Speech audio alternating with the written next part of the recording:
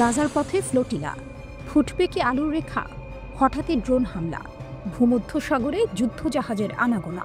একদিকে মানবতার হাতছানি, অন্যদিকে ইসরায়েল লিখছে আগুনে ঘেরা অবরোধের কাহিনী।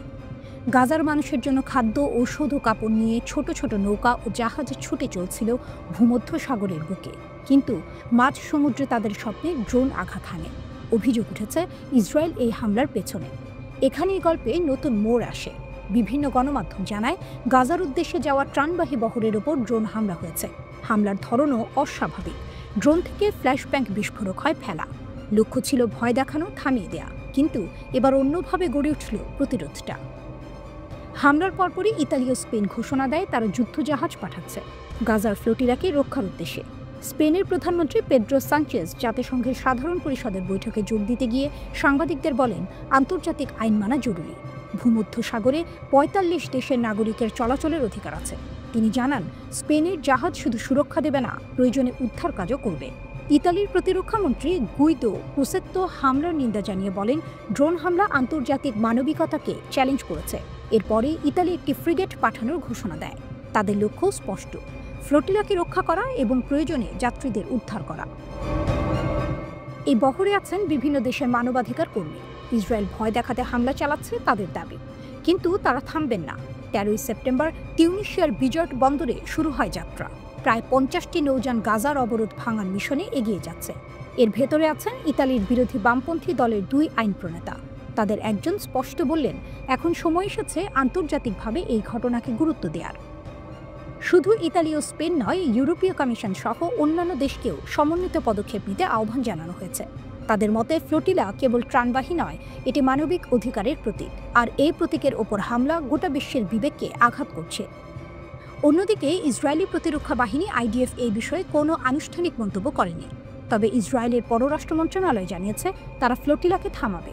অর্থাৎ উত্তেজনা এখানেই শেষ নয়, বরং সামনে আরও সংঘাতের আভাস।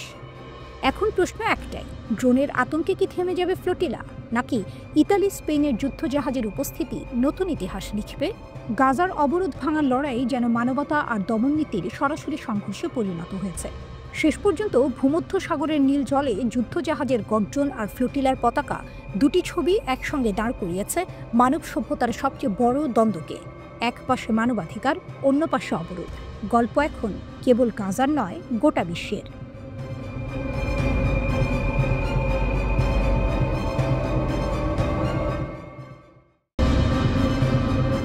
দোহা, সোনালি আলোয় ভাসা এক শহর, যে শহর নিজেকে ভেবেছিল অজেয়। কিন্তু সেপ্টেম্বরের সেই রাত, আকাশ ছিঁড়ে নামল আগুনের বৃষ্টি। নিরাপত্তার দেয়াল গুঁড়িয়ে গেল, মায়া ভাঙল। যে কাতার আমেরিকার ছায়ায় নিশ্চিন্তে ঘুমাতো, সে জেগে উঠেছে আতঙ্কে। রাস্তা জুড়ে সাইরেন, আর্তনাদ। বিশ্ব তাকিয়ে আছে এক নতুন প্রশ্নে, এক নতুন বাস্তবতায়। কোন প্রতিশ্রুতি সত্য আর কোনটা কেবল শূন্য শব্দ? ইতিহাস মনে করিয়ে দিচ্ছে সৌদির তেল স্থাপনা, আবুধাবির রাত। প্রতিবারই আমেরিকার ঢাল ফেটে গেছে। আজ সেই ফাটল দোহার বুকে। কাতার, যে পেয়েছিল মেজর নন ন্যাটো অ্যালাই মর্যাদা, যে ভেবেছিল আমেরিকা আছে, কিছু হবে না, আজ তাদের প্রশ্ন করতে হচ্ছে, আমেরিকা তুমি কোথায় ছিলে যখন আকাশ জ্বলছিল? এ যেন এক সিনেমার ক্লাইম্যাক্স। একদিকে অবিশ্বাস, অন্যদিকে বিকল্পের অন্ধকার। চীন, রাশিয়া, নাকি আবার সেই পুরনো আমেরিকা? কাতারের ভবিষ্যৎ কোন পথে যাবে? কিন্তু ইতিহাস একটাই বলে, আগুনের ছায়া মুছে যায় না সহজে। দোহা সেই রাতকে মনে রাখবে, আর উপসাগরের রাজনীতি আর কখনো আগের মতো থাকবে না। বিশ্লেষকরা বলছেন, মধ্যপ্রাচ্যে শুরু হলো এক নতুন অধ্যায়। ক্রিশ্চিয়ান দিওয়ান স্পষ্ট করে দিলেন, উপসাগরের যে কোনো সদস্য রাষ্ট্রে আঘাত মানে পুরো উপসাগরের ওপর হামলা। এবং দোহায় হামলার পর ইসরায়েলের সঙ্গে সম্পর্ক স্বাভাবিক করার প্রশ্নটা এখন আরও জটিল হয়ে পড়েছে। মিত্রের মুখোশ খুলে যাচ্ছে। কাতার জানে দোহার বুকেই আছে যুক্তরাষ্ট্রের সেন্ট্রাল কমান্ড। হাজার হাজার মার্কিন সেনা বসে আছে সুরক্ষার নামে। তবুও সেই রাতের আকাশে ভেসে এলো ইসরায়েলি বোমার শব্দ। প্রশ্নটা এখন স্পষ্ট, আসলেই কতটা ভরসা করা যায় আমেরিকার প্রতিশ্রুতির ওপর? রাজনৈতিক বিশ্লেষক উলভিকসন মনে করিয়ে দিচ্ছেন, এটাই প্রথম নয়। ২০১৯ সালে সৌদি তেল স্থাপনায় ড্রোন হামলা, ২০২২-এ আবুধাবিতে হুথিদের আক্রমণ, প্রতিবারই আমেরিকার প্রতিরক্ষা প্রতিশ্রুতির বিশ্বাসযোগ্যতা নিয়ে প্রশ্ন উঠেছিল। তখন থেকে এই উপসাগরের দেশগুলো বিকল্প খুঁজছে। সৌদি গেছে চীনের দিকে, রাশিয়ার দিকে, আমিরাতও ইরানের সঙ্গে যোগাযোগ বাড়িয়েছে। কিন্তু কাতার উল্টো আমেরিকার সঙ্গে সম্পর্ক আরও গভীর করেছে। 2022 সালে বাইডেন প্রশাসন কাতারকে দিল মেজর নন ন্যাটো অ্যালাই মর্যাদা, মানে ন্যাটো না হয়েও বিশেষ সামরিক সুবিধা। কাতার ভেবেছিল এটাই ঢাল, কিন্তু সেই ঢাল ভেঙে গেছে দোহার আকাশে। প্রশ্নগুলো এখনো জ্বলছে। দোহাকে আবারও আমেরিকার প্রতিশ্রুতির ফাঁকা শব্দে ভরসা করবে, নাকি চীন আর রাশিয়া শূন্যস্থান পূরণ করবে? উপসাগরের কূটনৈতিক হিসাব নিকাশ কি এবার নতুন পথে হাঁটবে? একদিকে যুক্তরাষ্ট্র, অবিশ্বাসের বেড়ে ওঠা দেয়া, অন্যদিকে বিকল্পের অভাব, যেন ঘন কুয়াশার ভেতর দিয়ে হাঁটছে কাতার। সেপ্টেম্বরের সেই রাত দোহাবাসীর কাছে এক ভয়ের স্মৃতি হয়ে থাকবে, কিন্তু এর বাইরেও এটা ছিল এক ঘোষণা, তুমি যতই নিরাপদ ভাবো, আগুন তোমার দোরগোড়ায় পৌঁছে যাবে। আজ উপসাগরের আকাশে ভেসে বেড়াচ্ছে সেই আগুনের ছায়া। মধ্যপ্রাচ্যের ভবিষ্যৎ রাজনীতিতে সেই রাত ফেলেছে এক দীর্ঘ অন্ধকার ছায়া।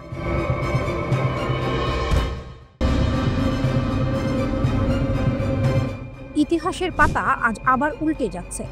মধ্যপ্রাচ্যের আকাশে বেজে উঠেছে নতুন এক বাজনা। দোহায় ইসরায়েলের বোমা পড়ার পর থেকেই এক ভিন্ন ছন্দে দৌড়াতে শুরু করেছে তেহরান। তাদের কণ্ঠে আজ প্রতিশোধের গান, তাদের হাতে আজ ভবিষ্যতের বারুদ। তারা বলছে, কাতার, আমরা তোমার পাশে আছি।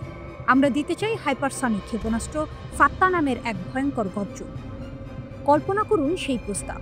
আয়াতুল্লাহর দেশ কাতারকে ডাকছে, আহ্বান জানাচ্ছে, তোমার দেশে আমাদের মিসাইল বসাও, তোমার বুক থেকে সরাও আমেরিকার ছায়া। কারণ দোহায় বসে আছে আমেরিকার সবচেয়ে বড় সামরিক ঘাঁটি, যেখানে 10,000 সৈন্য, যেখানে অসংখ্য যুদ্ধবিমান আর মারণাস্ত্র। ইরান চায় সেই দুর্গ ভাঙতে, চায় সাম্রাজ্যের পতন ঘটাতে। মোস্তফা জারি, ইরানের এক আইন প্রণেতা, তিনি লিখলেন খোলা বার্তা। কাতারের আমিরকে আহ্বান জানালেন, তোমাদের সার্বভৌমত্বের জন্য এখনই সময়। আমেরিকার সৈন্যদের বিদায় দাও, আমাদের ক্ষেপণাস্ত্র বসাও তোমাদের আকাশে। এ যেন শুধু প্রস্তাব নয়, এ যেন ছুরির ধার, যা কাঁপিয়ে দিল উপসাগরের বুকে প্রতিটি প্রাসাদকে। মনে পড়ে 9 সেপ্টেম্বরের রাত। দোহায় হামলা চালালো ইসরায়েলি বিমান হামাসের সদর দপ্তর লক্ষ্য করে। সেই হামলায় লাল হয়ে উঠল শহরের আকাশ। টার্গেট ছিল খালিল আল হায়া, হামাসের শীর্ষ নেতা। কিন্তু সে মিশন ব্যর্থ হলো। তবুও সেই আগ্রাসন ছিল এক বার্তা, এক ভয়ঙ্কর ঘোষণা। মিত্র দেশের মাটিও এখন নিরাপদ নয়। ডোনাল্ড ট্রাম্পের কণ্ঠে এলো অস্বস্তির সাফাই, আমেরিকা জড়িত নয়, এটা কেবল নেতানিয়াহুর একান্ত সিদ্ধান্ত। কিন্তু বিশ্ব জানে, যখন আগুন জ্বালে তখন ধোঁয়া আকাশ ভরে, এবং সেই ধোঁয়া ছড়িয়ে দিল সন্দেহ, ছড়িয়ে দিল উত্তেজনা। আর তেহরান, তারা থামেনি। তারা স্মরণ করালো জুনের সেই 12 দিনের যুদ্ধ, যখন কাতারের মার্কিন ঘাঁটিতে উড়েছিল মিসাইল। যদিও দোহা বলেছিল, আমরা প্রতিহত করেছি, কিন্তু সেই গর্জন শোনা গিয়েছিল উপসাগরের প্রতিটি দ্বীপে, প্রতিটি প্রাসাদে, প্রতিটি রাজপথে। আজকের প্রেক্ষাপটে সেটিই আবার ফিরে আসছে। কাতার দাঁড়িয়ে আছে এক সংকটে। কাকে বিশ্বাস করবে তারা? দীর্ঘদিনের মিত্র আমেরিকা, নাকি পারস্যের প্রতিবেশী ইরান, যে বলছে, আমরা তোমাকে ঝাল দেব, আমরা তোমাকে ক্ষেপণাস্ত্র দেব? এটা শুধু কূটনীতি নয়, এটা দাবার বোর্ডের চাল। এখানে প্রতিটি ঘুঁটি আগুনে মোড়া, প্রতিটি হাত বাড়ানোতে আছে সন্দেহের ছায়া। কাতারের আকাশ এখন হয়ে উঠেছে নাট্যমঞ্চ, যেখানে খেলছে ইসরায়েল, ইরান, আমেরিকা এবং কাতার নিজেই। এক অভিনেতা, আবার এক দর্শক। কোথায় যাবে এই গল্প? কোন মঞ্চে থামবে এই ছুটে চলা নাটক? সময়ই বলে দেবে।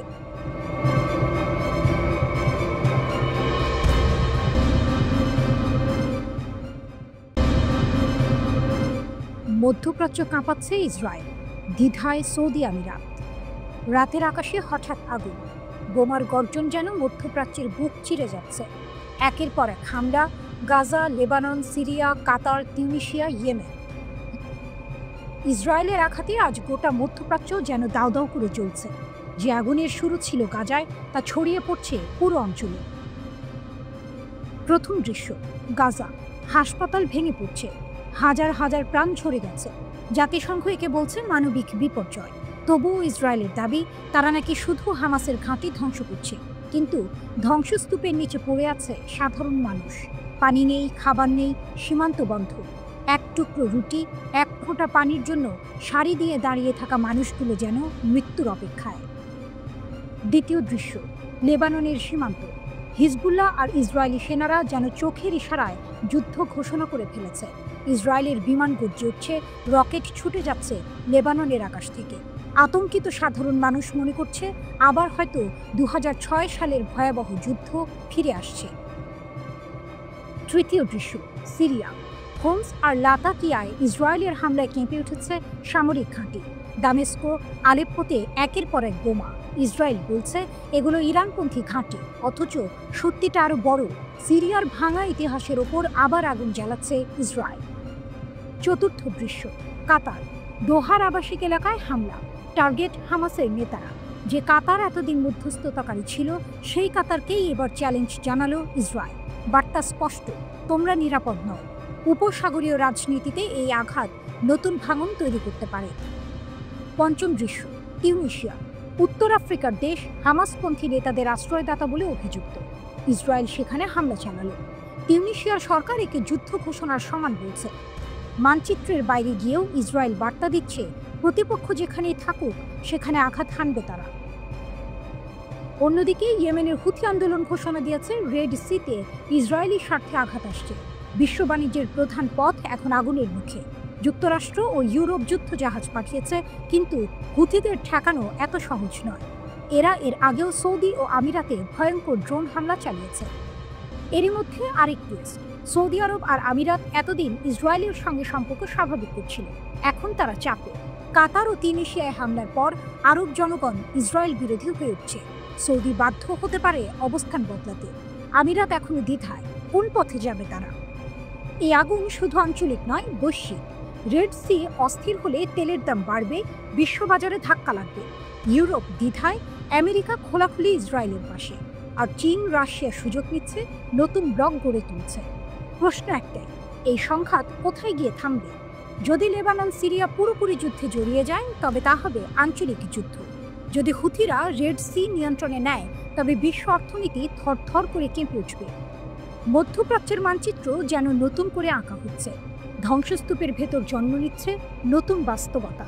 নিশ্চিত একটাই, এই আগুনে শুধু গাজা নয়, কাঁপছে পুরো দুনিয়া। রাতের নিস্তব্ধতা। হঠাৎ আকাশ কেঁপে উঠল বজ্রের মতো গর্জনে। তেল আবিবের বুক চিরে ছুটে এলো এক ভয়ঙ্কর বার্তা। ইয়েমেনি বাহিনীর হাতে তৈরি fission multi warhead Palestine hypersonic ballistic ক্ষেপণাস্ত্র।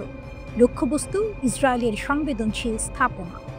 ইয়েমেনি সশস্ত্র বাহিনী ঘোষণা করল এই হামলা শুধু প্রতিশোধ নয়, এক অগ্নিঝরা সতর্কবার্তা।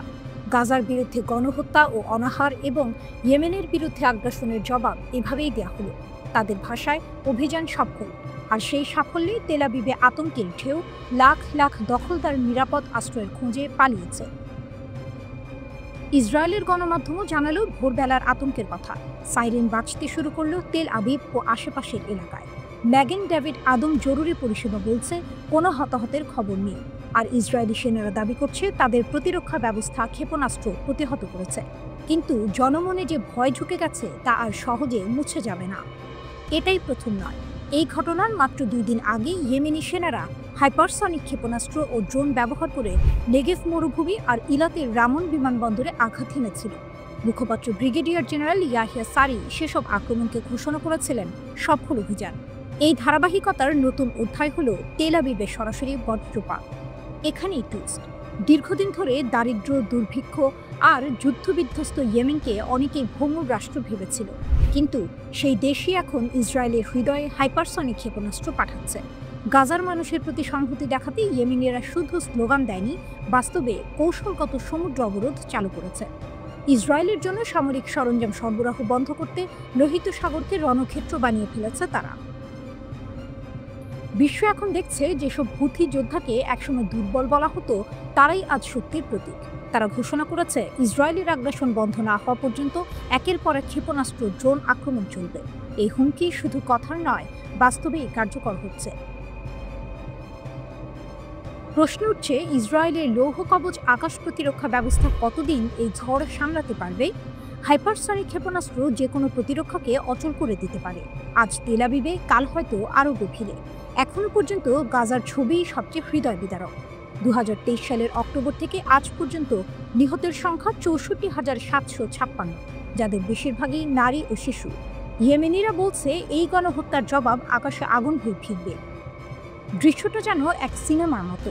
ইসরায়েল ভেবেছিল যুদ্ধ শুধু গাজার ভেতরেই আটকে রাখবে, অথচ সেই আগুন এখন ইয়েমেনের পাহাড় পেরিয়ে তেল আবিবের বুকে নেমে এসেছে। একদা দুর্বল রাষ্ট্র, আজকের ভয়ঙ্কর প্রতিপক্ষ। একটি হাইপারসনিক ক্ষেপণাস্ত্র আর গোটা অঞ্চলের ক্ষমতার ভারসাম্য বদলে যাচ্ছে। প্রশ্ন এখন একটাই, ইয়েমেনিদের এই বজ্রপাত কি ইসরায়েলের যুদ্ধযন্ত্রকে ভেঙে দেবে, নাকি আরও বড় আগুনের জন্ম দেবে? উত্তর লুকিয়ে আছে সময়ের হাতে। তবে নিশ্চিত একটাই, ইসরায়েলের রাত আর শান্ত থাকবে না।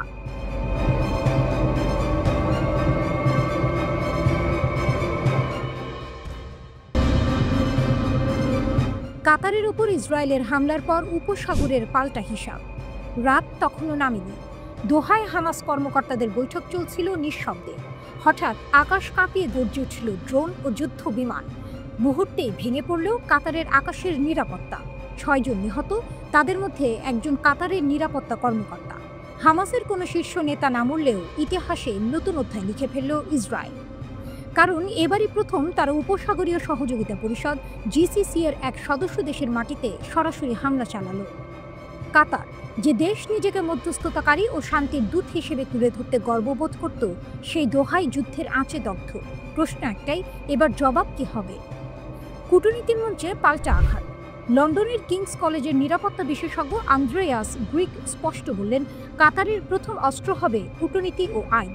জাতিসংঘের নিরাপত্তা পরিষদে নিন্দা প্রস্তাব, আরব লীগে তীব্র নিন্দা, ওআইসিতে যৌথ প্রতিবাদ।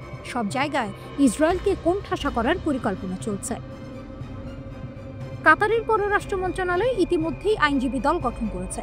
আদালতের কাঠগড়ায় ইসরায়েলকে দাঁড় করানোই এখন তাদের কৌশল। সামরিক প্রতিশোধ। প্রশ্ন জাগে, কাতার কি ইসরায়েলের ওপর সরাসরি পাল্টা হামলা চালাবে? গ্রিকের জবাব, না। কাতারের সে সক্ষমতা নেই, ইচ্ছেও নেই। তবে আকাশ প্রতিরক্ষা ব্যবস্থায় বিনিয়োগ বাড়ানো এবং জিসিসির মধ্যে নতুন সম্মিলিত নিরাপত্তা জোট করার আলোচনা শুরু হয়েছে। দোহা এখন ভাবছে ইসরায়েলও তাদের জন্য সমান হুমকি। উপসাগরীয় দেশগুলোর ঐক্য। সবচেয়ে নাটকীয় মোড় এসেছে এখানে। দীর্ঘদিন বিভক্ত উপসাগরীয় রাজতন্ত্রগুলো এখন একে অপরের দিকে হাত বাড়াচ্ছে।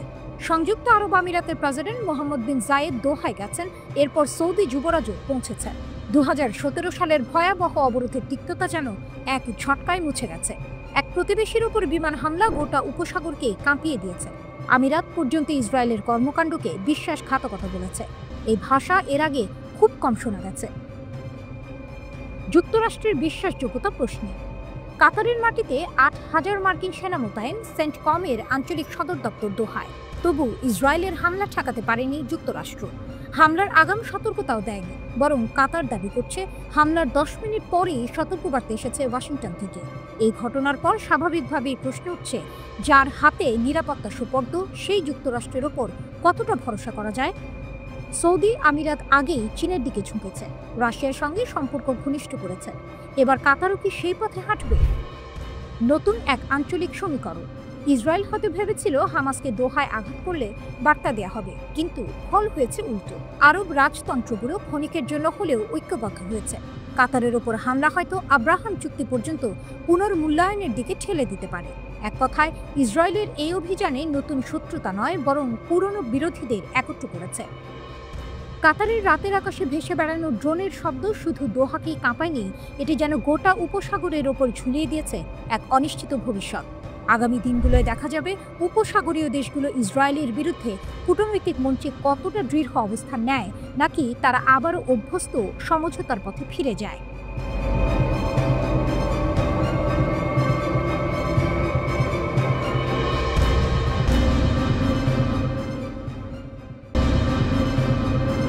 দোহার আকাশে যুদ্ধ বিমান ছুটে গেল, আর তারপরে বিস্ফোরণের তীব্র শব্দে কেঁপে উঠল পুরো নগরী। কাতারের হামাস সদর দপ্তরে ইসরায়েলি হামলা কেবলই স্থাপনার ওপর আঘাত নয়, এটি ছিল কাতারের সার্বভৌমত্বের বিরুদ্ধে প্রকাশ্য আগ্রাসন। পুরো আন্তর্জাতিক মহল হতভম্ব। এই ঘটনা শুধু কাতারের জন্য নয়, বরং গোটা মুসলিম বিশ্বের জন্য নতুন বিপদের সংকেত। কাতার কি একা থাকবে, নাকি তার পাশে দাঁড়াবে কেউ? যুদ্ধের এই পরিস্থিতি কেবল একটি দেশকে বিপদে ফেলবে না, বরং তা এক বৃহত্তর প্রতিরোধের অগ্নিসংকেত হয়ে উঠবে। ইরান একটি প্রতিশ্রুতি। তবে এই যুদ্ধ কাতার একা না। তবে এই যুদ্ধে কাতার একা না। ইরানের সেনাপ্রধান general Abdur Rahim Musavi phone করেন কাতারের উপপ্রধানমন্ত্রী ও প্রতিরক্ষামন্ত্রী সাউদ বিন আব্দুর রহমান আল থানিকে। স্পষ্ট ভাষায় ইরান জানিয়ে দেয় তারা কাতারের পাশে থাকবে শেষ পর্যন্ত। মুসাভি বলেন, ইসরায়েল এমন হামলা করতে পারত না যদি না যুক্তরাষ্ট্র তাদের সবুজ সংকেত দিত। ইরান কাতারকে এক ভাইয়ের মতো সমর্থন জানায়, কারণ তাদের সম্পর্ক সবসময় ভ্রাতৃত্বের উপর ভিত্তি করেছিল। কাতারের ক্ষোভ। তবে কাতারি মন্ত্রী নিজের ক্ষোভ গোপন রাখেননি। তিনি এই হামলাকে বিশ্বাসঘাতক আঘাত বলে উল্লেখ করেন। কাতার তখন শান্তির প্রতিষ্ঠার উদ্যোগ নিচ্ছিল এবং হামাসের নেতারা গাজা যুদ্ধবিরতির খসড়া নিয়ে আলোচনা করছিল। কাতার তখন শান্তির প্রতিষ্ঠার উদ্যোগ নিচ্ছিল এবং হামাসের নেতারা গাজা যুদ্ধবিরতির খসড়া নিয়ে আলোচনা করছিলেন। কিন্তু ঠিক তখনই ইসরায়েল এই হামলা চালিয়ে কূটনৈতিক আলোচনা ভেঙে দেয়। কাতারি মন্ত্রী আরও বলেন, ইসরায়েল পশ্চিমাদের সমর্থন ছাড়া কখনো টিকে থাকতে পারত না এবং তাদের নিরীহ ফিলিস্তিনিদের হত্যা করার পেছনে পশ্চিমাদের নিঃশর্ত সমর্থনই মূল চালিকা শক্তি। ইরানের প্রতি কৃতজ্ঞতা। কাতারের মন্ত্রী ইরানকে ধন্যবাদ জানান। তিনি বলেন, ইরান সবসময় আমাদের পাশে ছিল। কঠিন সময়েও তেহরান আমাদের সাহায্য করেছে। কাতার আশা করে এবার শুধু সমর্থন নয়, বরং এক বাস্তবসম্মত সমাধানের জন্য দুই দেশ একত্রে কাজ করবে।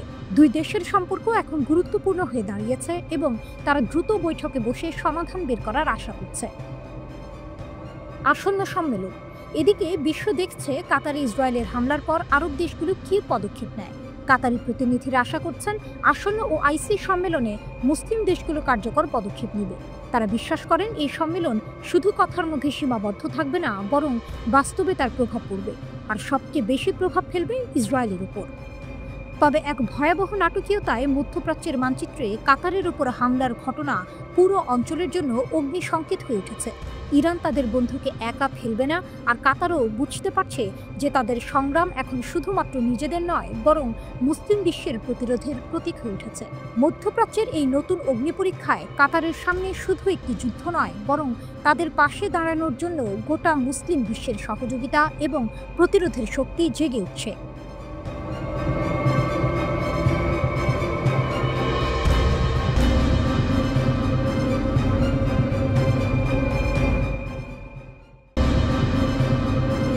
কাতারে ইসরায়েলের হামলা এক নতুন বিপদের সূচনা।